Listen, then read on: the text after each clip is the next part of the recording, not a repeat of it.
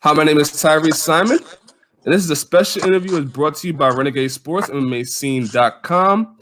He made his Bellator debut in the bantamweight division. He defeated Shawn Bunch at Bellator 239 on February 21st. Mr. Killa Keith Lee. Keith, how are you? I can't complain. I'm blessed. It's a pleasure being here again. I know I had a lot of scheduling issues. I've been crazy busy. Like I said in my post-fight interview, I'm right back to the gym. I wasn't really celebrating that as a win. I just want to get right back to the gym and just be ready for whatever they throw at me next. Well, man, I was really impressed by your debut. I appreciate that.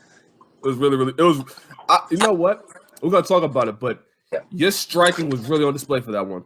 Thank you, brother. Thank you. I appreciate that. A lot of people are starting to label me as a striker, and I come from a high wrestling background, so. When I was going into the fight, and I could kind of hear the commentators, because the commentators be super loud, and it was a very small show, so I could almost hear everything they were saying. And the agenda that they was pushing during the fight, that it was a striker versus wrestler, kind of was weird to me, but I'm starting to accept it. I was martial arts at the end of the day.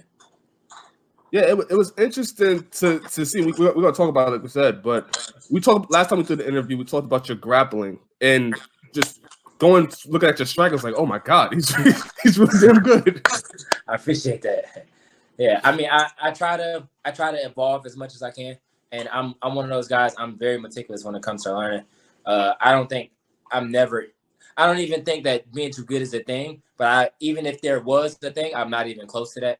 So I try and push myself to the limit of my learning capacity damn near every time I come into the gym. So if it's becoming to the point where people think I'm a striker, then I'm fine with that. Next evolution is people thinking I'm a jiu-jitsu player. So I'm trying to just keep the ball rolling.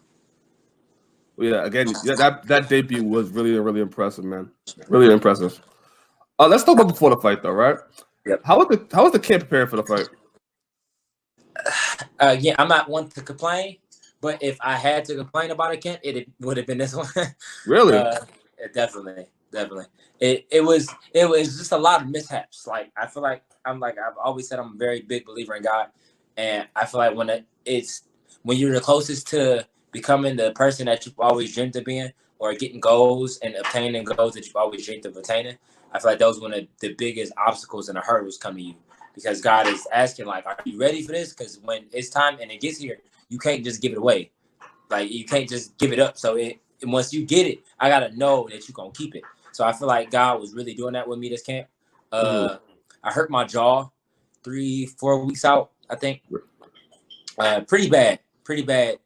But I got Heather at the UFC PI to look at it. She's fucking amazing. Physical therapist. She was amazing. She got me back in fighting condition. It wasn't close to me pulling out, because I'm not one of those guys that I'll go in there with a fucking broken arm. But it wasn't that bad, but to the point where, especially at the actual fight, because I got it fixed. I got it to the point where I could talk, I could move. It wasn't really bothering me much. But it was in the back of my head, of course, like a jaw injury in the fight, like a hand injury. Like those are things that are in the back of your head. Like, even though it was functional to the point where when I got my physical, I got passed by the doctor and everything. But it was just playing in the back of my head.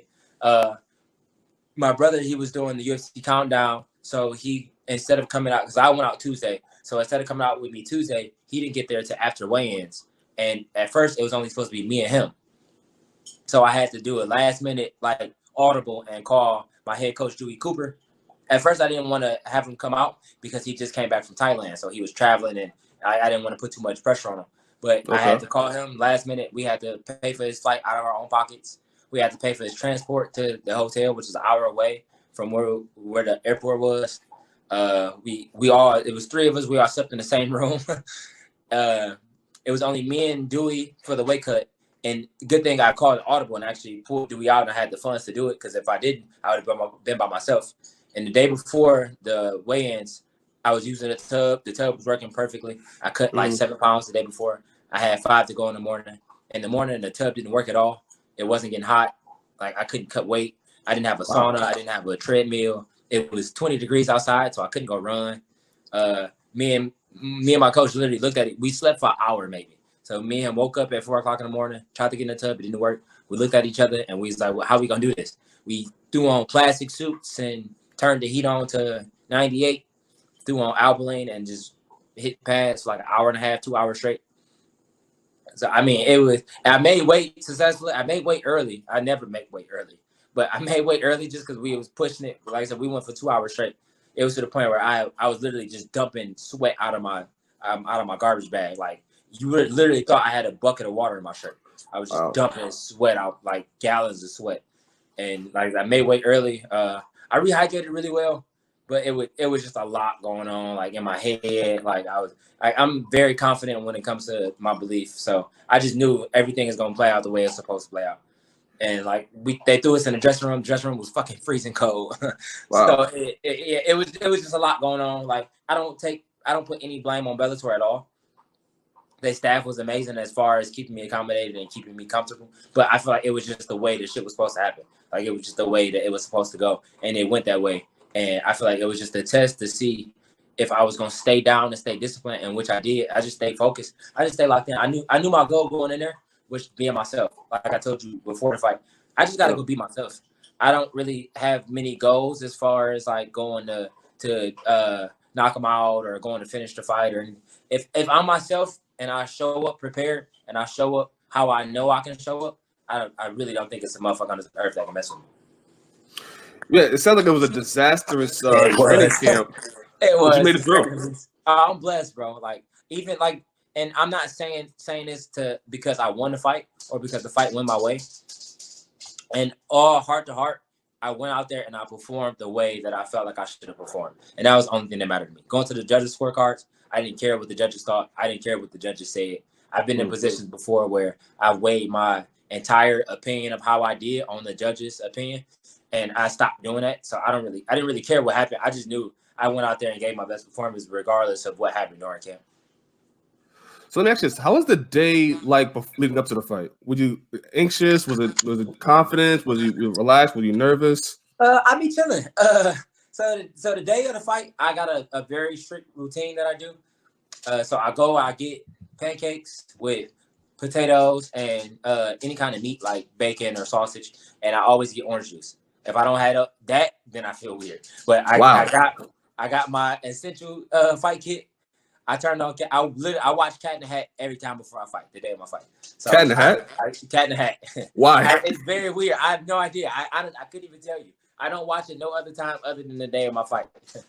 So I got my little essential fight kit. Turned my Cat in the Hat on. I laid in the bed, ate my food, went to sleep, woke back up. Like maybe 20 minutes before we had to be. The venue was inside the casino, so it was like a 5-minute walk to the venue. So I walked straight down to the venue, laughing, smiling, having fun.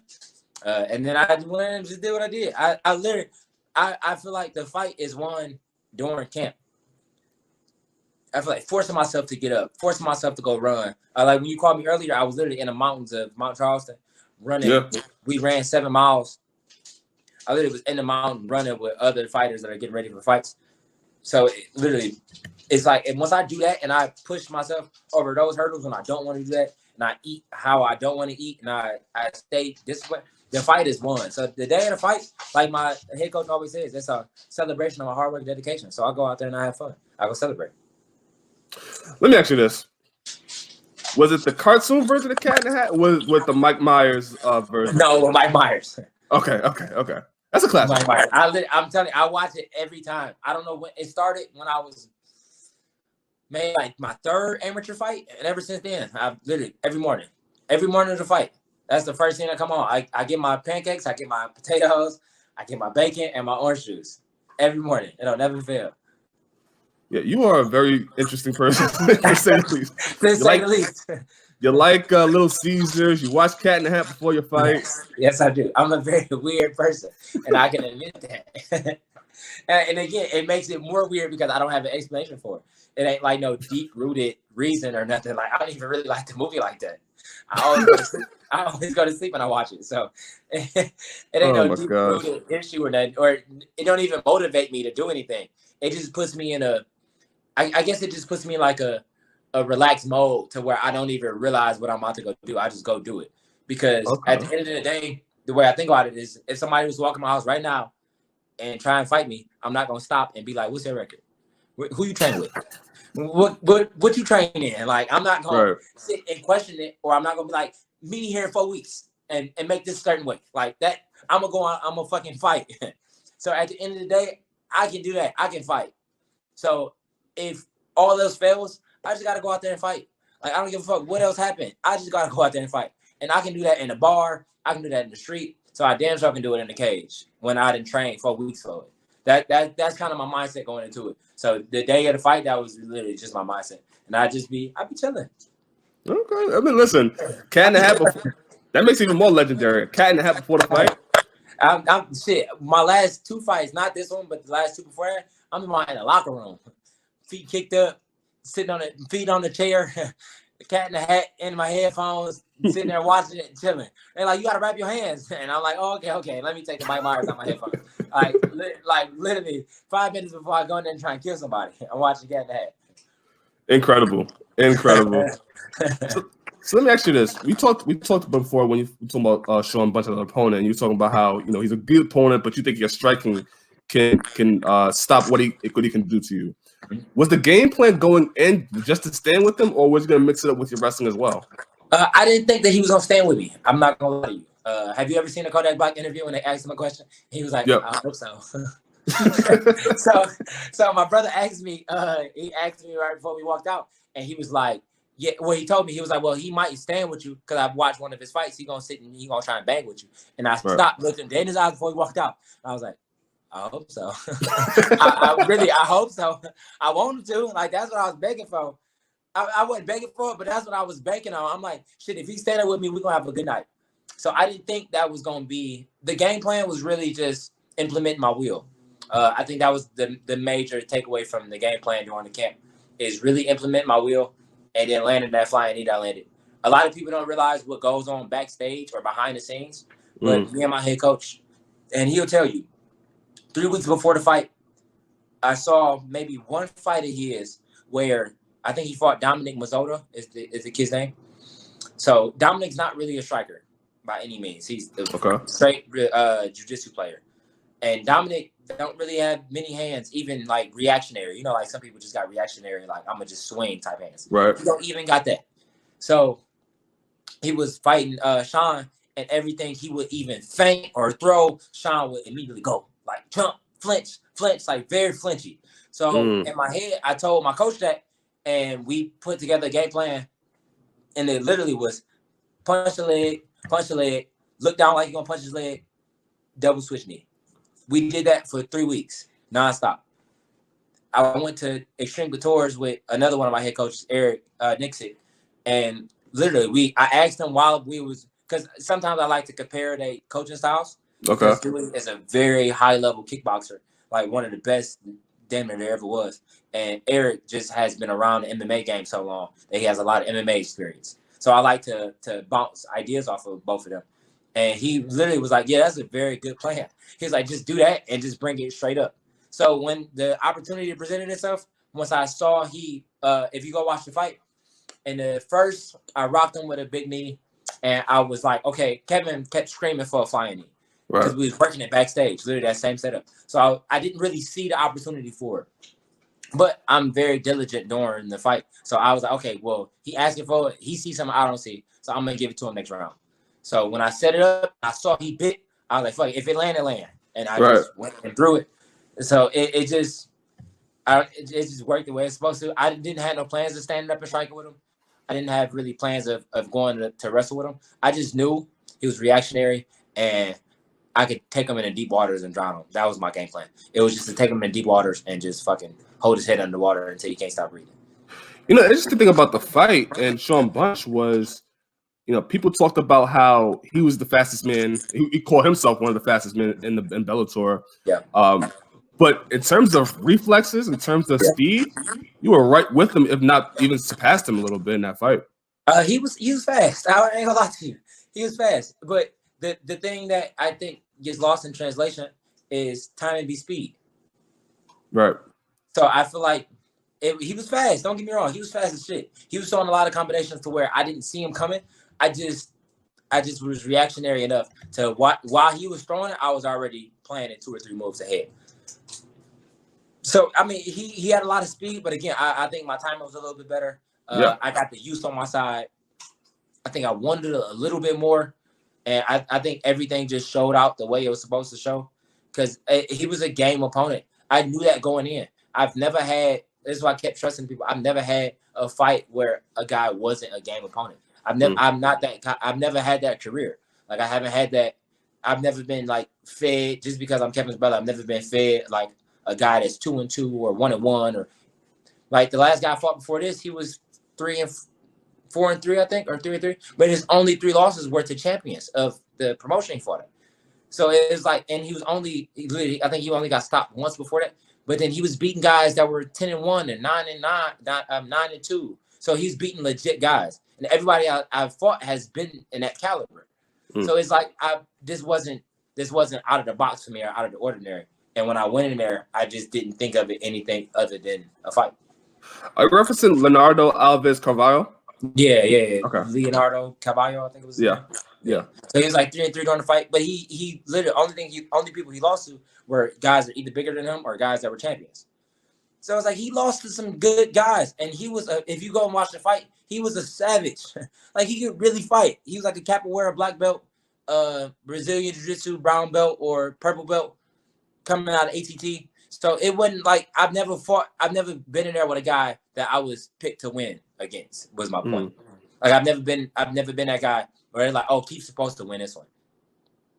I've always went into territory and enemy territory. And I don't know if I get that from my brother or because people already hate me because they hate him. So I don't know how that works, but it's just the road I've been dealt with, and I try and take people to try it. Let me ask you this also. What's your relationship with Dewey Cooper? I think that really does the striking and your ability. I think directly about Dewey Cooper and how he may have been an influence on your career. 1,000,000%. That's my guy.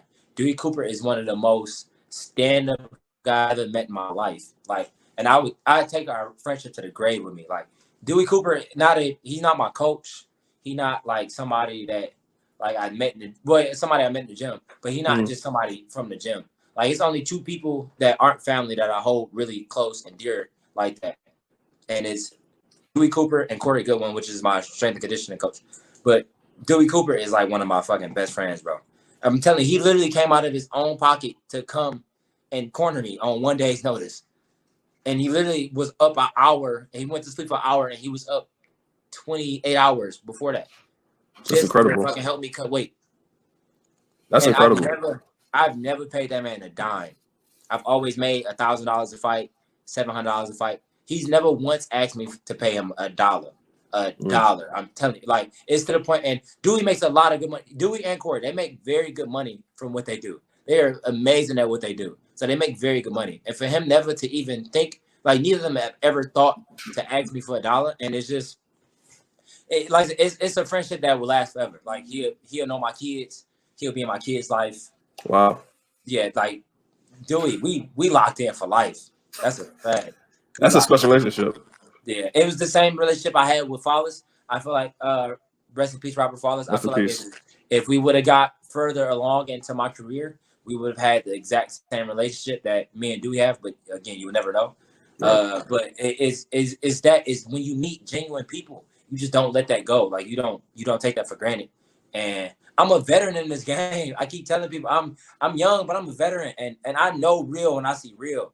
Dewey a real motherfucker. He'll be the first to tell you, Dewey a real motherfucker. It ain't no question about it. He don't have no hidden agendas.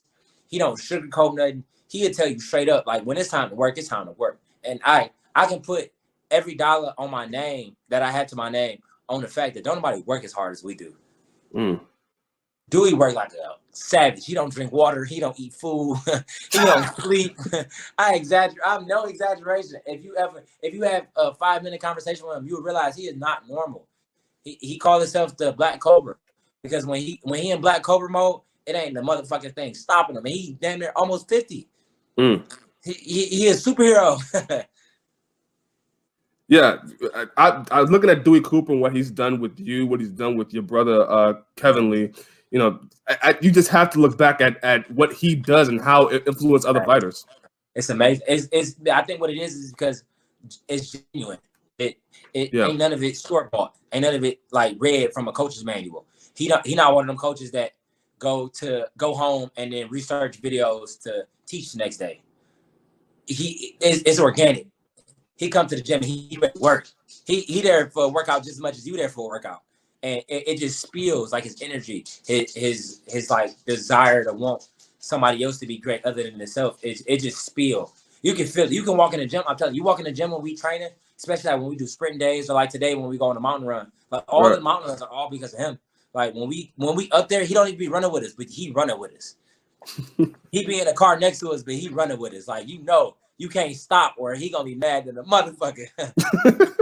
Thanks. Like he the one next to you, and he can be a mile in front of you in the car, but you just know like he running right next to you. Well, that's a special person to have in your life, man. It's a really special person. I can't beat it, bro. I can't beat it. I swear I can't. Let me ask you: do you feel different after your debut? We know we talked about before, like going into it was just another fight for you, but now you won your debut. Everybody's looking at you now. Does it feel different for you? Not even a little bit. Really? Not even a little bit. I'm still stupid. I left my fight check in my brother's book bag. Oh my god! And I came to Vegas, so I haven't even been paid from the fight yet. Oh my gosh! So I had $2.53 in my account. Now I got $1.22. So, to answer your question, I don't feel different at all. Like nothing changed. I'm still trying to figure out how I'm gonna pay my rent. So. Oh my gosh. So yeah, I nothing's changed. As far as like the media attention, I see straight through it. I know that I've been doing the same thing since I've been a professional, and nothing has changed. I know a lot of guys that come off of losses or that come off of skids and be like, "Oh, it's the new me 2.0." No, it's been me. I've been the same way. I just start accepting who I am, and I really start trusting myself. But I've always been the same person. I've just trusted myself finally, and really trusting in the plan that God got for me. So I don't feel it's different. People on the outside might because they haven't been here the whole time. Right. But we've been taking out big names. We've been going out there performing like that, and I just gotta continue to do that. And I really don't have to, but I am going to continue to do that. I ain't got to do shit, but I'm going to go out there and continue to do it. Well, I'm glad you brought up the media, which, I mean, the media is always going to, follow you and grow with you as you ascend. But have people other than the media treated you different? It was weird because I didn't get any media attention at all for this fight. Like when I say zero, I mean zero. Wow. It was the most relaxed fight week I've ever had in my life. I literally came to the hotel Tuesday. I didn't see anybody until Wednesday. I signed like the posters, but even when I signed posters, it was only me and one commissioner in there. And then I took my photos. Again, it was just me and a photographer. And then I went back up to my room and made weight the next day. And then before the fight, nobody literally said anything to me. After the fight, I had one like media guy do an interview with me, but he had like 34 subscribers or something. So I zero media attention right like the day of the fight, but then I go on social media and it's blowing up. It's huge. Yeah, it's huge. So it's like I see straight through it. People didn't want to talk to me before. People didn't find me interesting before, and now when my character comes out and the guy that I actually am and the person that I really truly am to the core of my heart comes out, people are gonna be interested. I've always known that. Because I don't consider myself an interesting guy. I just know that it's not a lot of people that come out and that are themselves. So when I am myself and I say things like, I truly believe I'm destined for greatness and I really believe in God, and I can sit and I can watch Cat in the Hat the day before the fight or the day of the fight, and I can eat pancakes the morning of the fight and be completely happy and content. I know people are going to be attracted to that because it's not a lot of people out here that's going to be honest with you. And I just see straight through for what it is. And I don't really read too much into it. And then when it does come, I think I'll be prepared for it. Hold up, you're not an interesting guy. The person that watches Cat in the Hat before a fight, the person that likes Little Caesars to begin with, the person that eats pancakes and potatoes, you're saying to me that you're not an interesting guy? See, you find it interesting. I find it normal. That's my point. I feel like it's going to resonate with people. And I've always felt I've resonated with people. And I can walk into a room and I can be the life of the party and not even try to do it. And I relish in it because it's natural, and I will hold my hat on that. That is literally I'm just I with the second you see me trying, you gonna know it. Right. You gonna know I'm trying. You gonna be like, what is he doing? He the most awkward, weird motherfucker I've ever seen in my life. What is he doing? But when I'm chilling, you gonna be like, okay, you a cool motherfucker. So I mean, I like to keep it that way.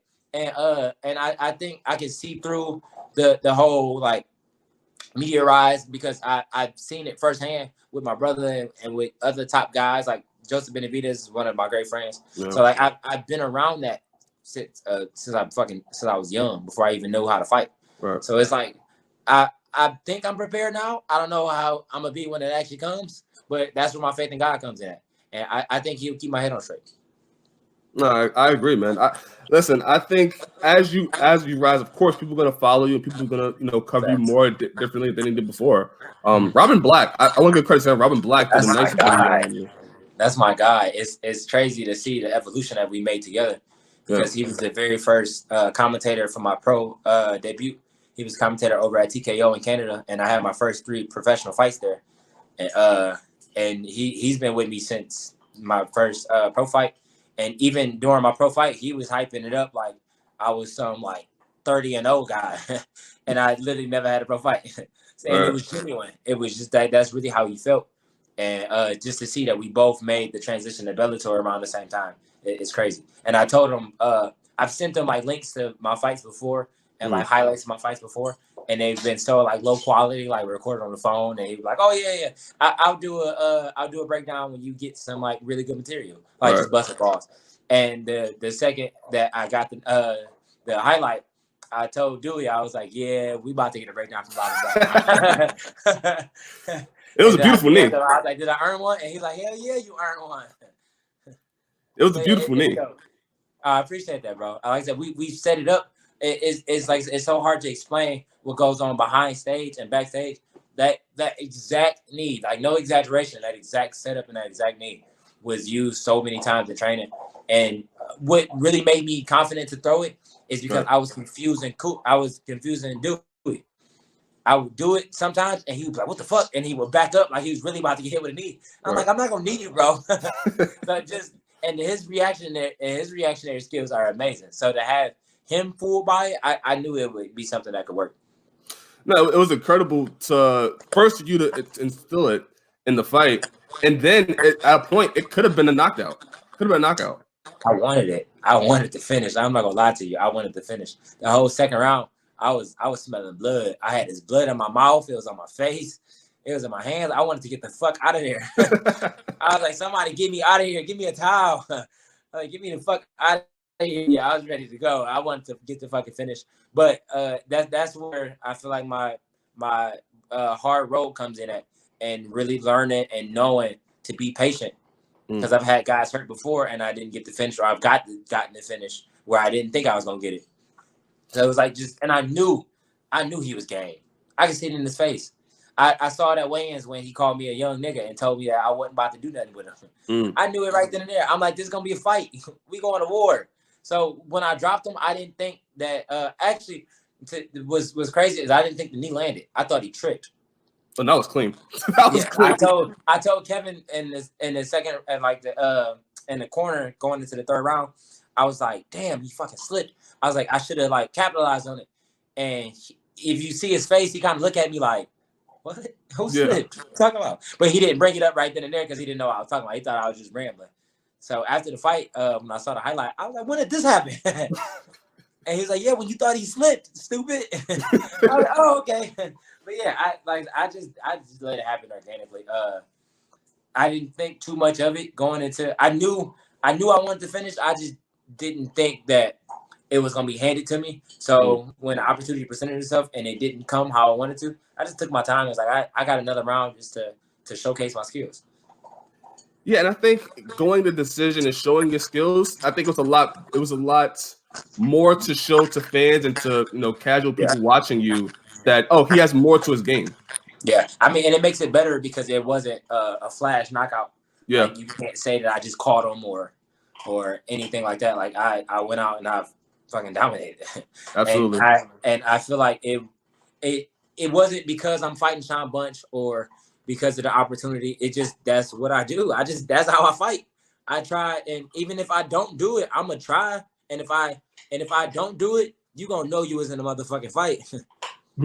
If I don't do it and you see him the next day, you gonna know he was in a fight.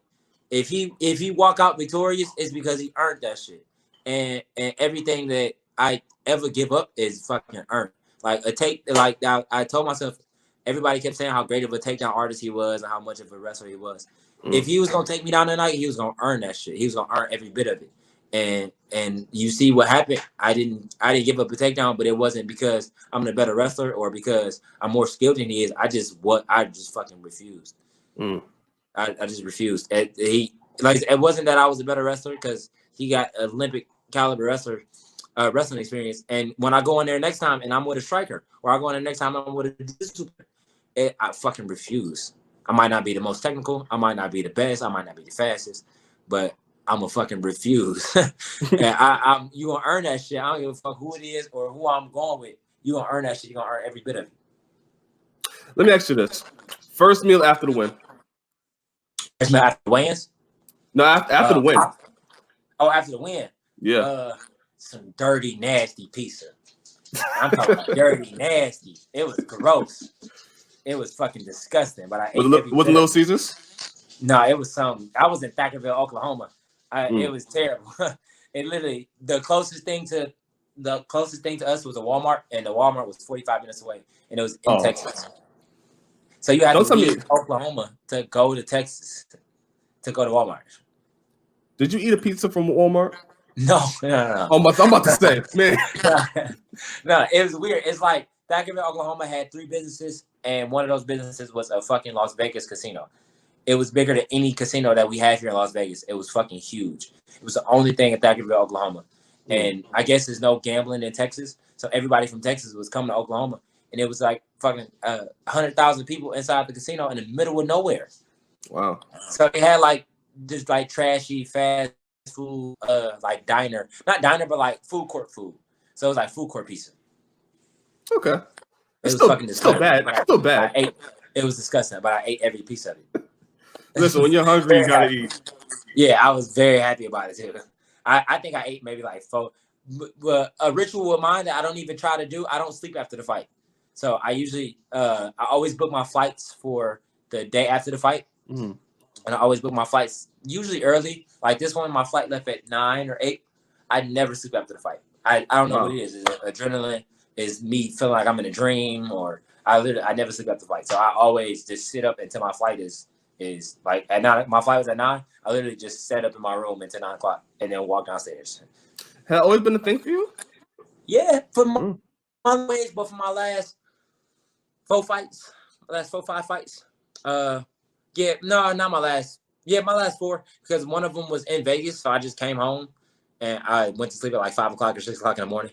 But I didn't have no flight to take, so I was just like, I can go to sleep. Okay. But every one that I've went, like I fought in Africa last August, and the fight was at 6 o'clock daytime in the afternoon. My flight wasn't until like 10 a.m. I literally just roamed South Africa until like 8 o'clock in the morning until I had to go to my to the airport. Swag. Yeah, I literally was just roaming. I was just walking around like eating random food, like eating shit that I didn't know what I was eating. Like I was just walking around, listening to headphones and just literally just roaming around. People was like, "Is that the guy that just fought?" With like a fucking burrito in my hand, like walking around with the fucking headphones in. Like, yeah, like that's always. I never really sleep, so yeah, I just literally just was eating all night. That's interesting. Yeah. I'm a weird dude, bro. You think I'm bullshitting? Like I'm a weird dude. Listen, put that with the Cat in the Hat. Put that with the Little Caesars, which again, I'm not a Little Caesars fan at all. And then now you'll sleep at because it's disgusting. Have you tried these stuffed crust? Yes. Fight tomorrow. And it was like, I will give you 5 Little Caesars pieces and some cookies. I'll be in a fight in a heartbeat. Listen, in a heartbeat. If you said Domino's, if you said any New York style pizza, I'm with you. Pay me to eat Domino's. What? Domino's is disgusting. Domino's tastes like cardboard. Oh my god! Cheese, like squeezed cheese, like the cheese that come out the can. You're talking about Domino's when Little Caesars is the exact same thing you're describing. No, that is trash. I'll tell you, that's the first thing I got when I got back. I got Little Caesars pizza and Popeye's chicken sandwich. You know what? Popeye chicken sandwich. I'm with you on that one. That's the first thing I got. Little Caesars again. That's when we disconnect. That's the disconnect we have between me and you. I've been eating since I got back. If I flip this camera over, you're gonna be disappointed in me. I literally just came back from the store before I called you. I bought 5 boxes of Girl Scouts cookies. Fam. I'm not lying to you.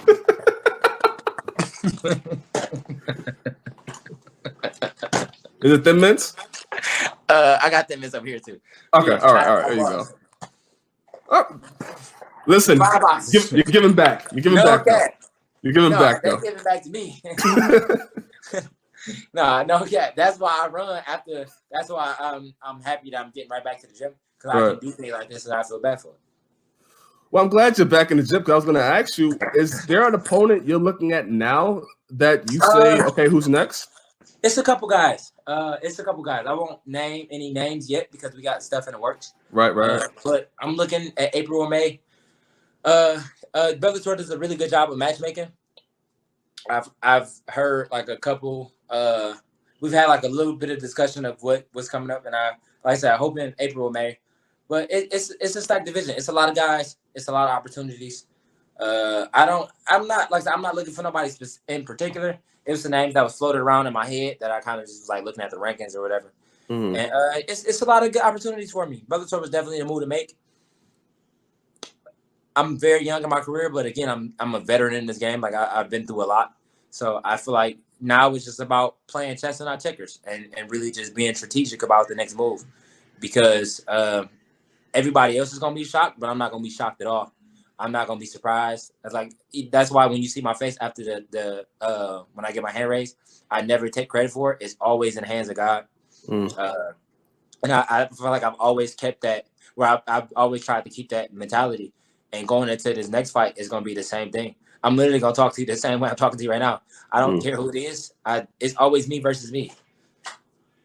You know, this Bellator division, this bantamweight division is interesting, right? Because there's no champion. So that division is wide open for the next champion, the next challenger. And they tried to make that Shawn Bunch.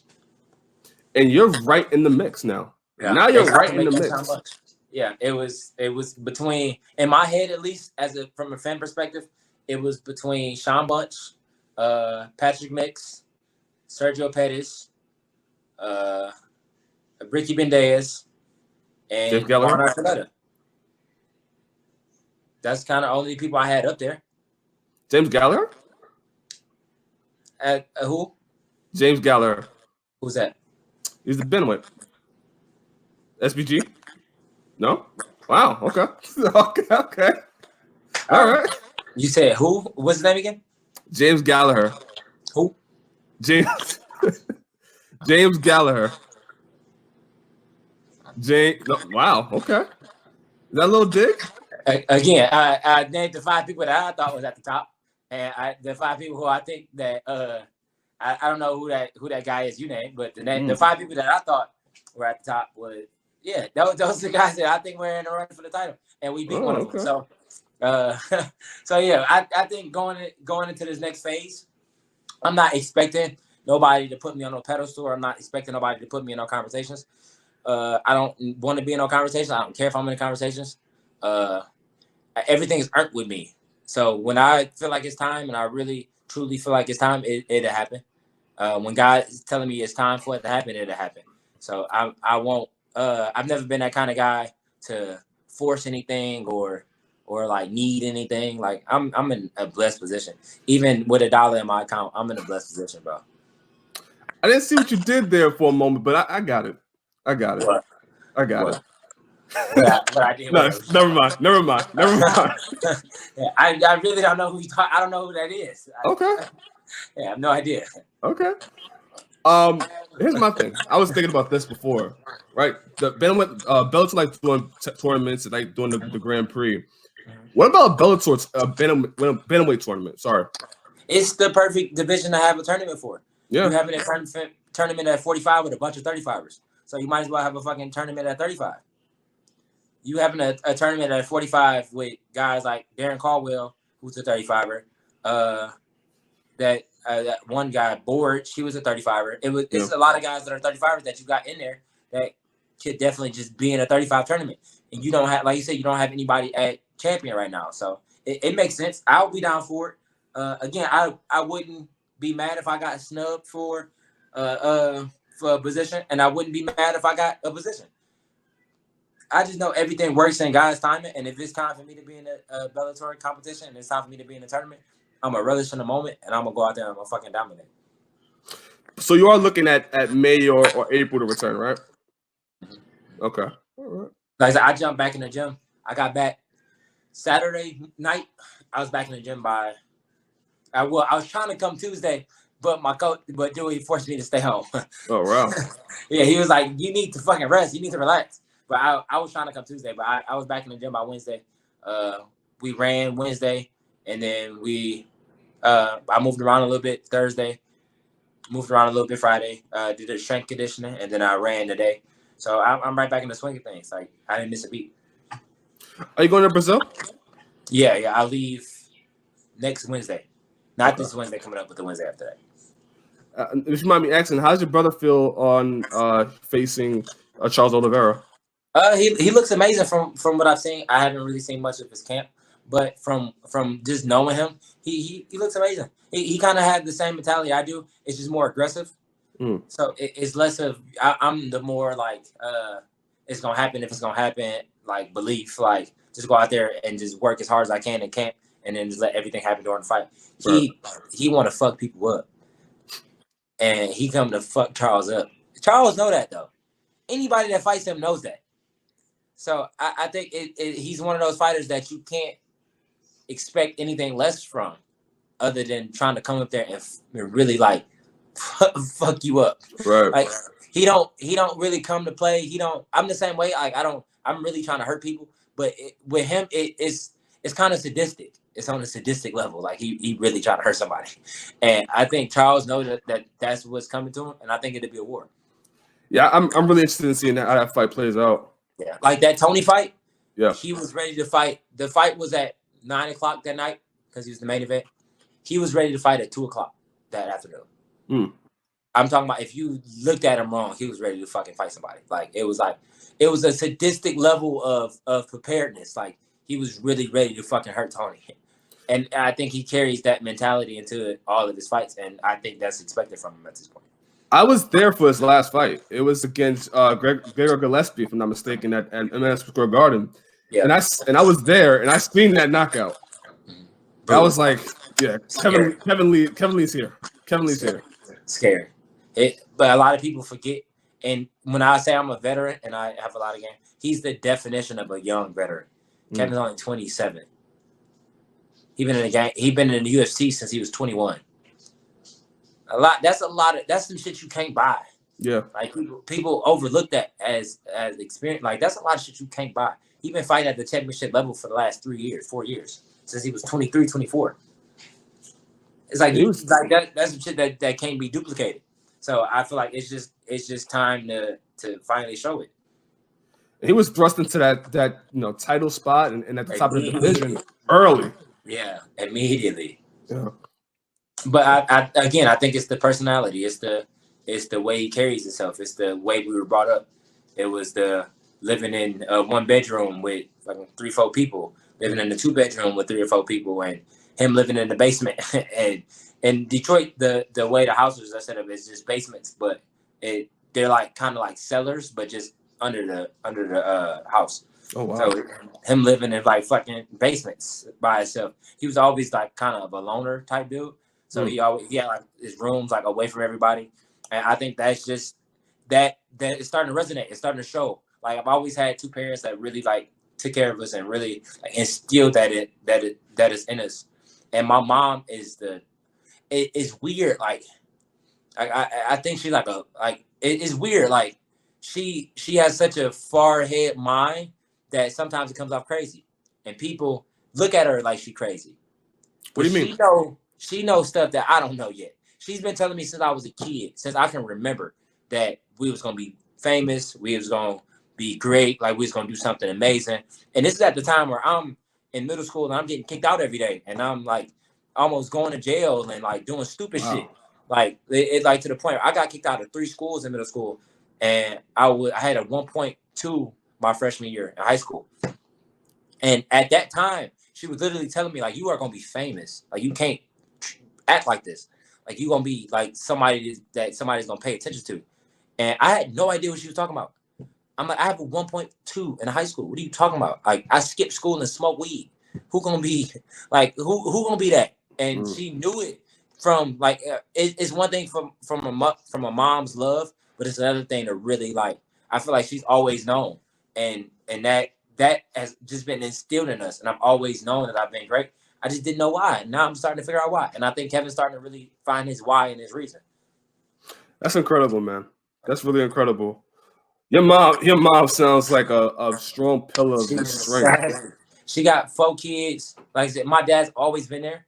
Right. A lot of people play that single parent role or that, oh, I only had one mom. My mom was a dad. And like, even if that was the case, it wasn't the case for me. I've always had my dad, and my dad's always been the not only the supporter, but he was always the muscle. Like, my dad grew up in Detroit. He was a drug dealer. Like, he was a savage. Like, big muscle bound savage with 3 boys and 1 girl. So he always carried it like that. Like, not many emotions. He would sit and talk to me the most because I was the fucking knucklehead. So him and Kevin didn't really have a relationship me and him had because we would bump heads, like clash heads every day. And I think it missed Kevin. So he got more of my mom's love and nurturing. And I got my dad's like tough love and nurturing.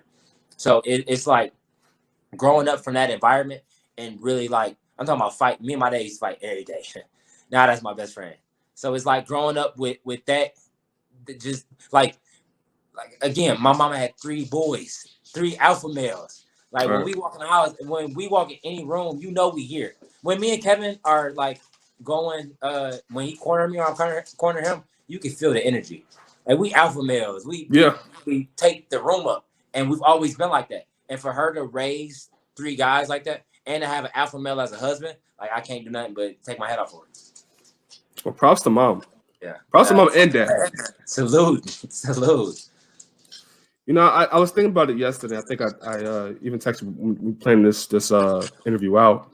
And I was saying this year, the start of this year, must be such an incredible ride. Right? You're making your debut with Bellator. You're in the midst of the division. Your family's growing now. You're gonna be a father soon. Facts. Ignore my dog. Sorry. That's all right. What is the mindset for you right now? Are you able to take this all in and enjoy what you're going through?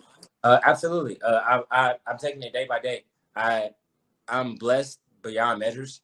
I don't really see it as that because I've always felt like I would be here. So I never really looked at it as, oh, I'm in Bellator now, or like opportunities are coming. How am I gonna handle it? Like, I feel like God put everything in my life for a reason, and when it's time for me to have it. So I kind of just go day by day. Again, I don't really. I don't have my check yet, so I'll tell you when I get my check. but right now, I don't nothing changed for me. I go day by day. I think God knows I'm ready to be a dad, and I think I'll be a great father. And God knows I'm ready to be at the top level of my game, or at least ascending to the top level of my game. For sure, man. You gotta get your check from your brother, though. He's sending the mail, and it's taking forever. I'm like a crackhead. I go to the door every day. Like, and you don't understand. I was at the gas station earlier today, and you know, guys give you like a smug. I only had $5 to put in the tank. So the guy was giving me like a smug look, and just in my head, I was like, "You don't even know what I'm doing." I was like, "You don't even know." But yeah, I take every day with stride. I try to keep a smile on my face no matter what I'm going through. I've always been that guy in my family and in my circle to really be like the positive and the light. So even when I'm going through that, it's hard for me to let that guard down and let people see my emotions, because I got to be that. I've always been that. I've always been the joker, the life of the party. So it's hard for me to not be that. So it's like I'm built for this, bro.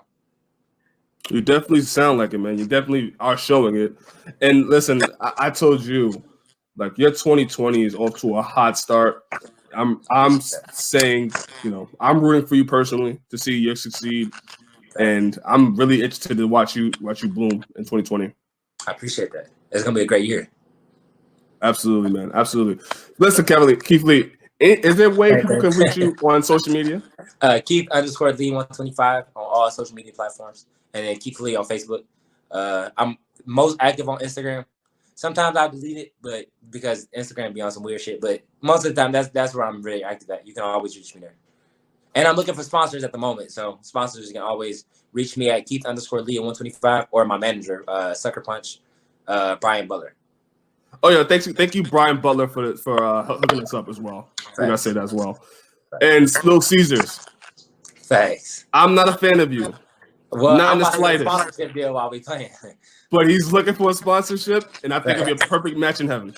Now watch this day, a year from now, I'm gonna be sitting here with a Little Caesar shirt on. All because of you. I'm speaking into existence. As long as Little Caesar's paying you, hats off to you, sir. My God. Well, thank you, Mr. Lee, for coming on here. I appreciate you. Yes, sir. It's always a pleasure.